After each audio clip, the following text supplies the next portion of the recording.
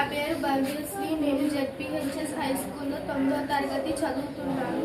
నేను వీరగాథలో మేజర్ హోషియార్ సింగ్ గురించి చెప్పబోతున్నాను.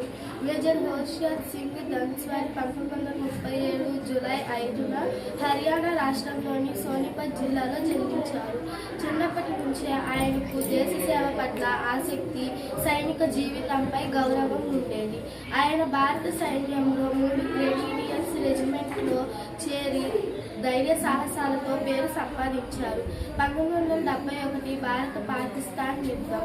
1971లో జరిగిన భారత్ పాకిస్తాన్ యుద్ధం సమయంలో ఆయన శంకరాగఢ్ సెక్టర్, రాజస్థాన్ సరిహద్దు ప్రాంతంలో తన బెటాలియన్కు నాయకత్వం వహించారు. శత్రువులు భారీ తుపాకులతో దాడి చేసిన మేజర్ హోషియార్ సింగ్ తన సైనికులను ధైర్యంగా నడిపించి శత్రు స్థావరాలపై దాడి చేశారు. అతను తీవ్ర గాయాలు అయినప్పటికీ ఆయన వెనక్కి తగ్గలేదు.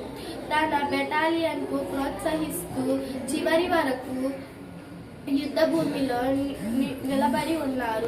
ఆయన ధైర్యం, నాయకత్వం వల్ల భారత సైన్యం అతనుకు తీవ్ర గాయాలు అయినప్పటికీ ఆయన వెనక్కి తగ్గలేదు.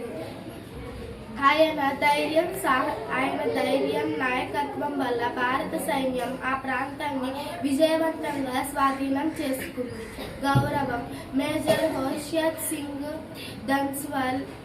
మేజర్ హోషియార్ సింగ్ ధైర్యం, దేశభక్తి, త్యాగానికి గుర్తుగా భారత ప్రభుత్వం పరమ్వీర్ చక్ర, దేశ అత్యున్నత సైనిక గౌరవం ప్రదానం చేసింది.